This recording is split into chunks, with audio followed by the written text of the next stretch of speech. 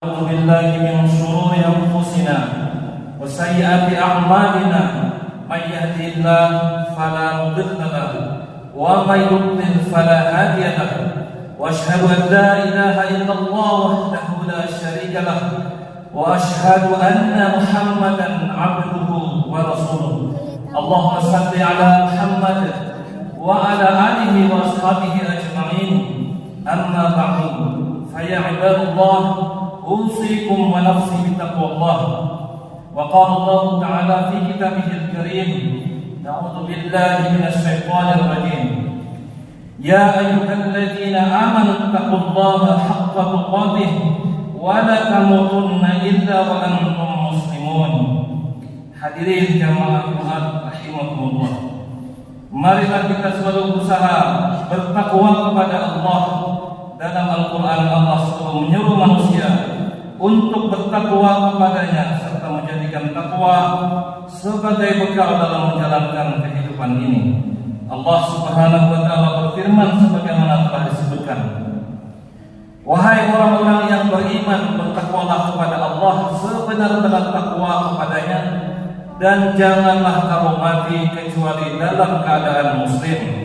Quran Surah Al-Imran ayat 102. Hadirin jamaah Jumat rahimakumullah, marilah kita bersyukur bahwa Allah masih memberikan hidayah kepada kita untuk tetap dalam keimanan. Itulah rezeki yang paling besar bagi kita, melebihi rezeki harta, kesehatan, bahkan usia kita. Dengan keimanan itu kita bisa berhadir memenuhi kewajiban ibadah salat Jumat di masjid ini.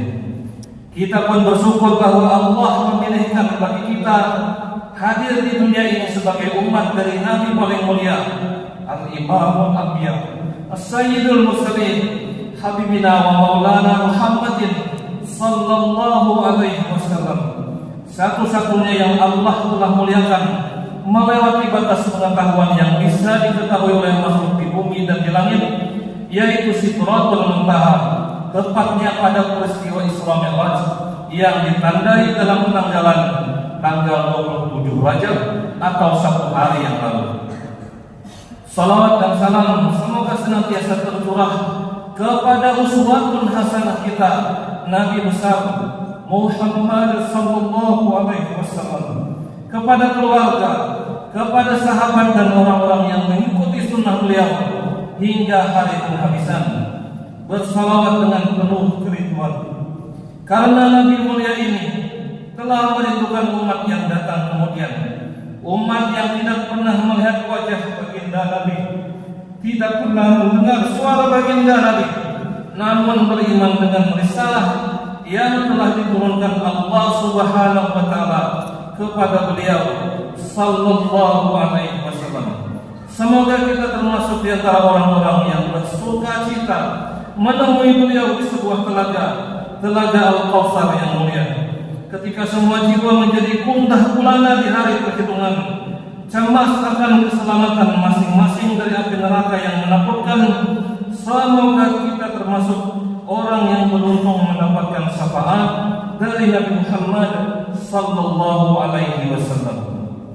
Allah berfirman, Subhanalladzi asra bi 'abdihi lailan minal masjidil haram ila al-masjidil aqsa alladzi barakna hawlahu linuriyahu min ayatina innahu huwas samiul basir. Maha suci Allah yang telah memperjalankan hamba-Nya Muhammad pada malam hari dari Masjidil Haram ke Masjidil Aqsa yang telah kami berkahi sekelilingnya, agar kami perlihatkan kepadanya sebagian tanda-tanda kebesaran kami. Sungguh Dia Maha mendengar, Maha melihat. Quran Surah 17 Al-Isra ayat 1. Peristiwa Isra Mi'raj disebutkan terjadi 10 tahun setelah kenabian. Terjadi setelah Rasulullah SAW kehilangan 2 orang yang paling penting. Pertama, istri beliau Siti Khadijah, seorang saudagar kaya raya yang menghabiskan seluruh kekayaan, seluruh perhatian dan kepentingan dakwah Nabi.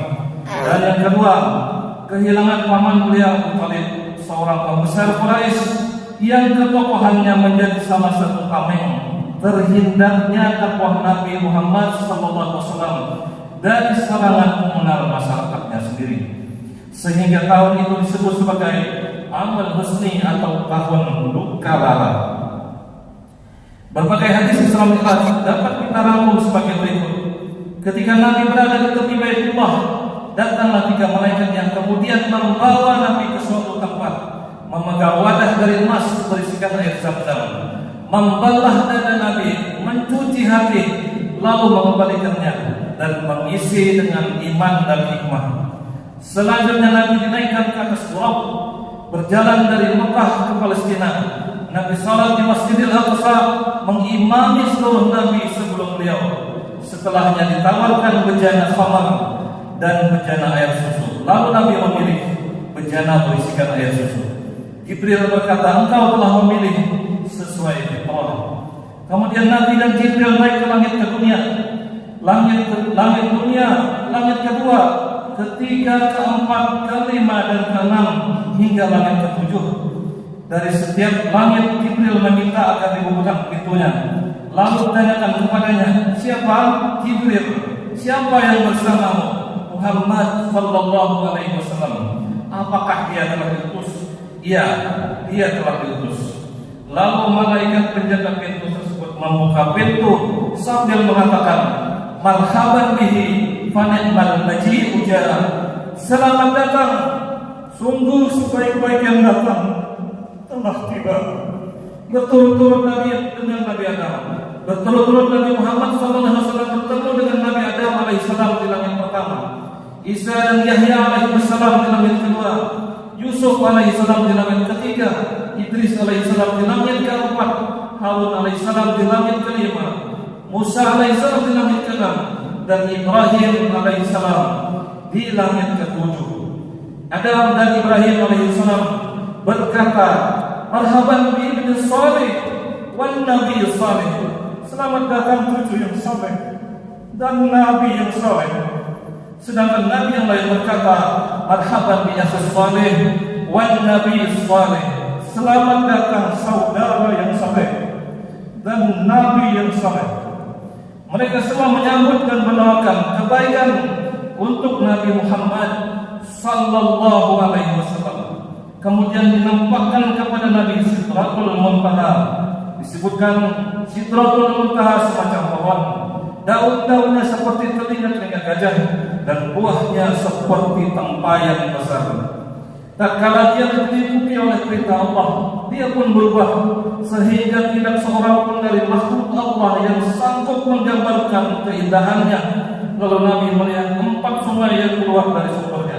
2 sungai terlihat jelas dan 2 lagi samar-samar, dan Jibril berkata, 2 sungai yang samar-samar merupakan sungai surga, sedangkan sungai yang jelas kelihatan adalah sungai Nil dan sungai Efrat. Lalu Nabi dibawa naik ke Baitul Ma'mur. Jibril berkata, ini adalah Baitul Ma'mur. Setiap hari 70 malaikat, 70.000 malaikat memasukinya. Setelah mereka keluar, mereka tidak akan memasukinya lagi, karena itu merupakan yang terakhir kali mereka memasukinya. Lalu Allah mewahyukan kewajiban kepada Nabi 50 salat sehari semalam. Kemudian Nabi turun bertemu dengan Musa alaihissalam. Dia berkata, apa yang diwajibkan Rabbmu atas umatmu? Nabi menjawab, 50 salat. Musa alaihissalam berkata, kembalilah kepada Rabbmu dan mintalah keringanan, karena sesungguhnya umatmu tidak akan mampu mengerjakannya. Sesungguhnya saya telah menguji dan mencoba kepada Bani Israel. Nabi bersabda, saya pun kembali kepada Rabbku seraya berkata, wahai Rabbku, ringankanlah untuk umatku. Maka dikurangi dari 5 salat. Kemudian Nabi kembali kepada Musa alaihissalam dan berkata, Allah telah mengurangi untuk 5 salat. Dan Musa berkata, sungguh umatmu tidak akan mampu mengerjakannya. Kembalilah kepada Rabbmu dan mintalah keringanan. Musa terus-menerus Nabi Muhammad SAW bolak-balik antara Rabb dan Musa alaihissalam, sampai pada akhirnya Allah berfirman, wahai Muhammad, sesungguhnya ini adalah 5 salat sehari semalam, setiap salat pahalanya adalah 10, maka semuanya 50 salat ila akhir. Kemudian Nabi turun sampai bertemu dengan Musa kembali, seraya Nabi menceritakan hal ini kepadanya. Dia berkata, kembalilah kepada Rabbmu dan mintalah kekurangan dan mintalah keringanan. Maka Nabi pun berkata, sungguh saya telah kembali kepada Rabbku sampai saya pun menjadi malu kepadanya. Dirangkum dari riwayat Muslim. Hadirin jamaah Jumat rahimakumullah. Kemudian Abu Jahal mendengar kisah Isra Mi'raj dari Nabi. Dia mengumpulkan Quraisy Mekah untuk mendengarkannya langsung dari Nabi dengan maksud mengolok-olok, dan Nabi pun menyampaikan apa adanya. Kafir Quraisy menjadi semakin kufur dan mendustakan Nabi, sementara kaum muslimin sebagian juga menjadi ragu-ragu dalam mempercayainya. Abu Jahal kemudian mendatangi Abu Bakar karena yakin jika Abu Bakar bisa digoyahkan, maka seluruh sahabat akan menjadi goyah pula. Tetapi Abu Bakar dengan tegas mengatakan, wahai Quraisy, Muhammad mengatakan turun wahyu dari langit ke rumahnya, dan saya percaya. Apa bedanya dengan dia naik ke langit? Sama saja, tidak akan menggoyahkan iman saya. Dalam riwayat lain dikatakan, wahai Quraisy, ketahuilah kalau di depan mata saya ada tembok berwarna putih, kalau Muhammad bilang tidak Abu Bakar itu adalah hitam, maka saya akan mendustakan mata saya dan saya akan mengatakan itu hitam. Abu Bakar kemudian mencari Nabi. Dari kejauhan dia berteriak sangat keras sambil terus mendekat. Ya Rasulullah, Abu Jahal datang ke kebun saya, menceritakan kepada saya kalau Anda menceritakan begini, begini dan seterusnya, sebagaimana urutan kisah Isra Mi'raj, sampai kemudian dia tiba di hadapan Rasulullah sallallahu alaihi wasallam dan menutupnya. Benarkah ya Rasulullah? Nabi kemudian menjawab, benar wahai Abu Bakar. Abu Bakar berkata dengan suara keras, Anda Muhammad pasti benar. Jika sebelumnya Abu Bakar membuat terdiam kafir Quraisy yang mengejek cerita Nabi dengan kalimat bahwa dia lebih percaya kalimat Nabi daripada penglihatannya sendiri, maka kali ini Abu Bakar mengembalikan keraguan sebagian kaum muslimin yang terhasut Abu Jahal dengan kalimat yang keras, Anda Muhammad pasti benar.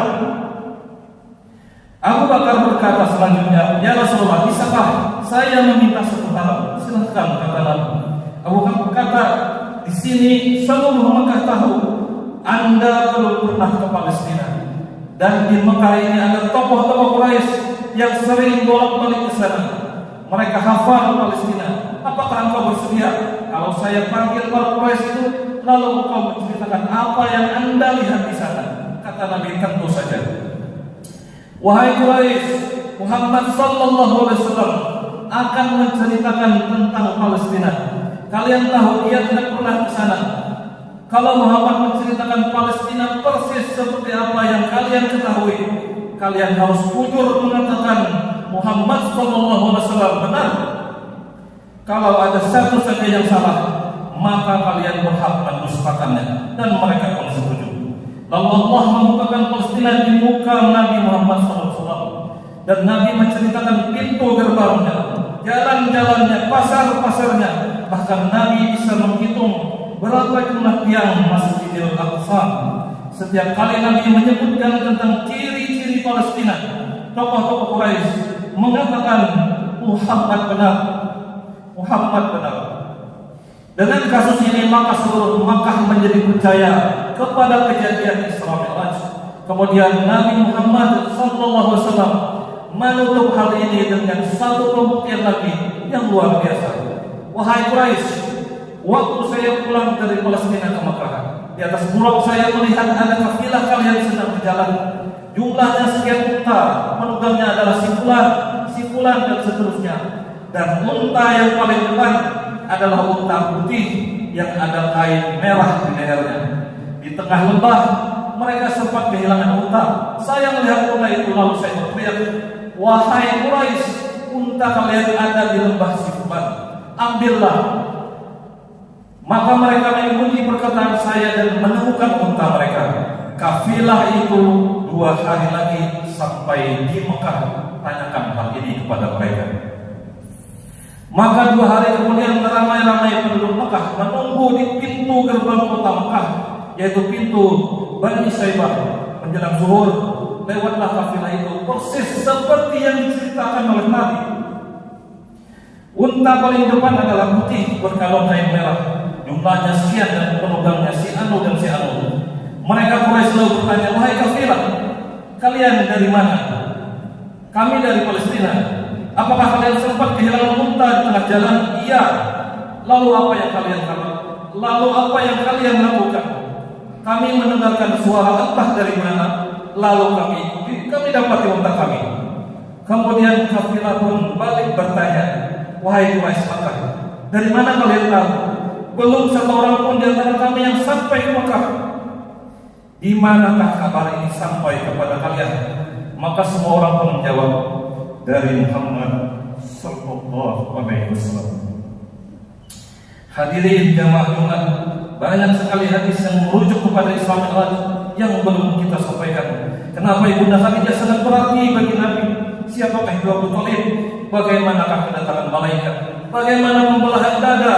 Sikap buruk kepada Nabi, gangguan jin ifrit saat Isra, bau harum masifah, penata rias dari putri Fir'aun.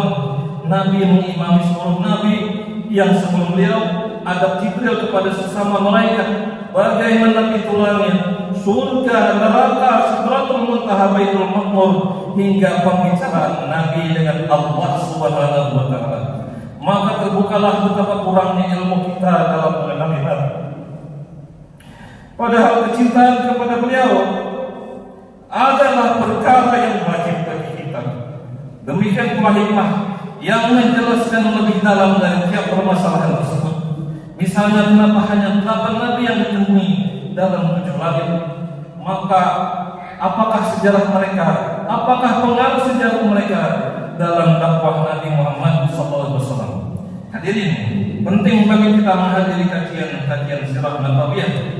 Allah menurunkan panduan dengan kitab suci Al-Quran dan memberikan contohnya langsung, suri tauladan dan golongan manusia itu sendiri berupa perilaku aku Nabi besar Muhammad sallallahu alaihi wasallam. Laqad qala lakum fi Rasulullah uswatun hasanah liman kana yarjullaha wal yawmil akhir wa dzakara Allah katsiran.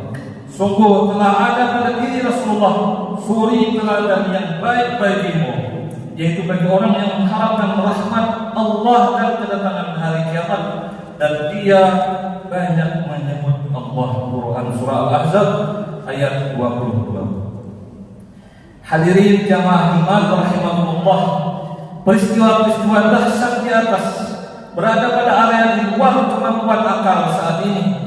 Peristiwa pembelahan dada terbang dengan kecepatan tinggi adalah hal-hal yang ditolak logika di zaman kenabian. Tetapi 1400 tahun kemudian menjadi lebih mudah dimengerti dengan ditemukannya pengetahuan kesehatan berupa operasi jantung dan teknologi penerbangan. Dan ini tidaklah langsung berarti semua keajaiban itu akan bisa dipelajari secara ilmiah. Karena itu segala keajaiban tersebut hanya bisa diterima dengan keimanan, beriman kepada yang baik. Abu Bakar radhiyallahu anhu telah mencontohkan kepasrahan yang bulat akan kenabian Muhammad sallallahu alaihi wasallam. Bahkan jika pun matanya melihat sebuah tembok berwarna putih lalu Nabi mengatakan hitam, maka yang dia dustakan adalah matanya sendiri demi membenarkan Nabi sallallahu alaihi wasallam. Keajaiban-keajaiban inilah yang disebut dengan mukjizat. Syekh Muhammad Ramadan Al-Buti dalam kitabnya Fiqhus Sirah menyebutkan, jika kita perhatikan sirah kehidupan Rasulullah sallallahu alaihi wasallam, maka kita akan mendapati bahwa Allah Subhanahu wa taala memberikan banyak mukjizat kepada Nabi sallallahu alaihi wasallam. Keberadaan dan kebenaran mukjizat ini tidak dapat kita tolak, karena peristiwa-peristiwa mukjizat itu sampai kepada kita dengan sanad-sanad yang sahih dan mutawatir yang mencapai tingkatan pasti dan yakin. Beliau juga menyayangkan sekelompok cendekiawan muslim yang berusaha menghindari bahasan mukjizat dan hanya memilih tema yang bisa dinalar dengan akal. Menurut beliau, menolak mukjizat sama saja menghancurkan makna kenabian yang juga berarti menolak agama itu sendiri. Di negeri kita pun seorang bergelar buya mengolok-olok peristiwa Isra Mi'raj ini. Namun dengan hikmah Allah, Allah telah cabut nyawanya. Bagus saja. Hadirin jamaah Jumat, dari kisah di atas kita mendapati bahwa perintah salat awalnya adalah 50 waktu. Kemudian Nabi turun dan bertemu dengan Musa alaihissalam yang menyarankan meminta keringanan, berkurang 5, minta lagi, berkurang lagi, hingga tersisa 5 waktu. Dan setelah itu Nabi tidak mau lagi meminta keringanan karena sudah malu. Hadirin, bukanlah karakter Nabi Muhammad SAW apabila turun satu perintah lalu beliau menawar-nawar perintah itu. Apalagi beliau adalah pribadi yang memiliki rasa malu sangat tinggi. Tentu malunya di hadapan Allah semakin berlipat-lipat. Tetapi Nabi mengabaikan hal itu dan memihak umatnya agar Allah memberikan keringanan. Hadirin jemaah Jumat, segala kemuliaan di atas hanyalah sedikit dari kisah semalam Nabi Muhammad SAW. Masih banyak kisah menakjubkan dari 63 tahun usia beliau. Sudah sepantasnya kita mendahulukan Nabi di atas urusan dan kepentingan kita dengan makhluknya. Dari Anas, Nabi Muhammad SAW berkata, 3 hal barang siapa memilikinya maka ia akan merasakan manisnya iman,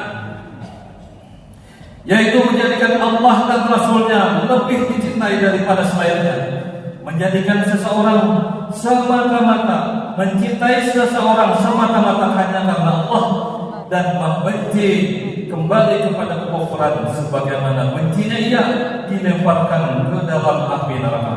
Hadis riwayat Bukhari Muslim. Hadirin, dalam sebuah wawancara di Foreign Policy Community of Indonesia atau FCDI yang bergerak di bidang hubungan internasional ditanyakan, apabila Bapak bisa makan malam dengan 3 orang, baik secara historical, fiksional ataupun selebriti, siapakah yang akan Bapak ajak makan malam? Saat itu yang ditanya, Anies Baswedan dengan tegas menjawabkan, saya akan mengajak makan malam Nabi Muhammad sallallahu alaihi wasallam. Hadirin jamaah Jumat, Allah menciptakan malaikat Jibril yang ditugasi membawa wahyu. Semua petunjuk disampaikan kepada Nabi melalui Jibril alaihissalam, kecuali perintah salat 5 waktu ini. Nabi diperjalankan hingga berdialog langsung dengan Allah Subhanahu wa taala. Hal ini tentu menjadikan ibadah salat 5 waktu istimewa dibandingkan ibadah lain. Nabi berkata, tahukah kalian seandainya ada sebuah sungai di dekat pintu salah seorang di antara kalian, lalu dia mandi dari air sungai itu setiap hari 5 kali, apakah akan tersisa kotoran walaupun sedikit? Dan sahabat pun menjawab, tidak akan tersisa sedikit pun kotorannya. Beliau kemudian bersabda, maka begitulah perumpamaan salat 5 waktu. Dengannya Allah menghapuskan dosa. Hadis riwayat Bukhari dan Muslim. Semoga Allah selalu memelihara kita tetap dalam keimanan, menautkan hati kita dalam cinta dan kerinduan kepada Nabi Muhammad sallallahu alaihi wasallam, memperbaiki salat kita, menambahkan kekhusyukan, merasakan kenikmatan beribadah dan kelezatan iman. Aqulu qawli hadza wastaghfirullah li wa lakum wa lisairil muslimin min kulli dhanbin fastaghfiruhu innahu huwal ghafurur rahim.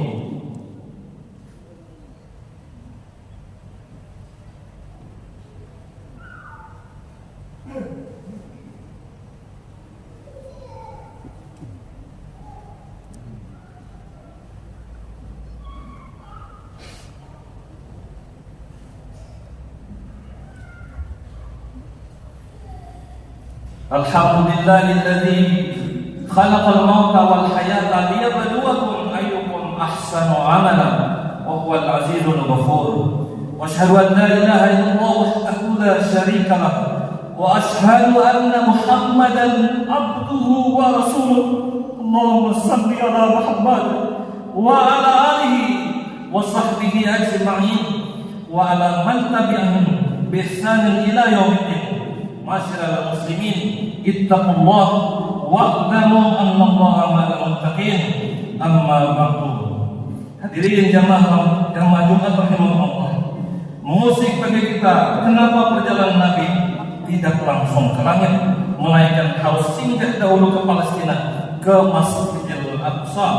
Hal ini sangat gampang mengalamatkan pentingnya tempat ini bagi umat Nabi Muhammad sallallahu alaihi wasallam, tempat yang diberkahi, salat di dalamnya diganjar dengan 1000 kali lipat daripada tempat lain selain Masjidil Haram dan Masjid Nabawi. Di era serba keterbukaan saat ini, di depan mata dunia, Palestina terutama Gaza dibantai, menyedihkan melihat penderitaan mereka. Tetapi yang lebih menyedihkan adalah kita sendiri yang tidak bisa berbuat banyak kepada mereka. Hadirin, penting bagi kita untuk membantu mereka sekecil apapun yang kita bisa. Teruslah boikot produk-produk yang mendukung Israel, karena keuntungan yang disalurkan bagi penjajahan Palestina, keuntungan yang diberikan dengan sebutir peluru yang membunuh saudara-saudara kita. Jangan tutup setiap doa kita sebelum mendoakan mereka. Abu Ubaidah berkata, kami berjuang melawan musuh Allah di Gaza dengan air mata, dengan darah. Kami mengorbankan jiwa raga kami untuk membela tanah suci dan martabat umat Islam. Dukunglah kami dengan kekuatan doa setelah salat subuh berjamaah. Seorang ulama besar Pakistan, Syekh Maulana Tariq Jamil, menyampaikan pengalaman berdakwah di Jordania. Ketika di Jordania, beliau pergi ke daerah perbatasan dengan Palestina. Ketika rombongan Syekh Maulana selesai menunaikan salat subuh di salah satu masjid, tiba-tiba seorang tentara Israel keluar melihat ke arah mereka di dalam masjid. Setelah itu, lalu dia langsung pergi. Syekh Maulana kemudian menghampiri tentara itu dan menanyakan apa yang dia lakukan. Kata tentara itu, saya hanya ingin melihat berapa jumlah orang Islam yang hadir di salat subuh masjid ini. Syekh Maulana kemudian bertanya, kenapa? Dia pun menjawab, di dalam kitab kami tertulis jika seluruh dunia orang Islam yang hadir untuk salat subuh berjamaah di masjid sama banyaknya dengan jumlah mereka hadir untuk salat Jumat, maka saat itulah Israel akan hancur. Tetapi ketika tadi saya melihat kalian di masjid ini hanya dalam jumlah yang sedikit, maka hati saya senang karena umat Islam pasti tidak bisa mengalahkan kami dengan kondisi ini. Semoga Allah membebaskan negeri suci Palestina, memenangkan kaum muslimin, menguatkan iman di hati mereka, menanamkan kesabaran dan ketenangan bagi mereka, menyehatkan sakit dan luka mereka, menjadikan syuhada setiap kematian mereka, melepaskan mereka yang ditawan, menajamkan senjata mereka untuk menghancurkan musuh, menumbuhkan ketakutan dan gelisah di hati musuh mereka, mencerai-beraikan pasukan Israel dan kekuatannya, menjadikan kebangkrutan atas usaha-usaha, menjadikan bebasnya Masjidil Aqsa, serta memudahkan langkah kita berziarah ke Palestina. Semoga Allah memenangkan pemimpin yang beriman dan menjadi jalan keimanan rakyatnya, pemimpin yang jujur, amanah, cerdas dan santun dalam menyampaikan, pemimpin yang mencintai Allah dan Rasulnya, pemimpin yang Allah dan Rasulnya pun mencintainya, membimbingnya, menolongnya, dan menjadikan kebaikan sebagai kesudahannya. Semoga Allah panjangkan umur kita memasuki bulan Ramadan sebulan lagi insyaallah dengan keimanan dan kesehatan dan meraih semua kemuliaan yang dijanjikan di dalamnya. Innallaha wa malaikatahu yusholluna 'alan nabi ya ayyuhalladzina amanu shallu 'alaihi wa sallimu taslima.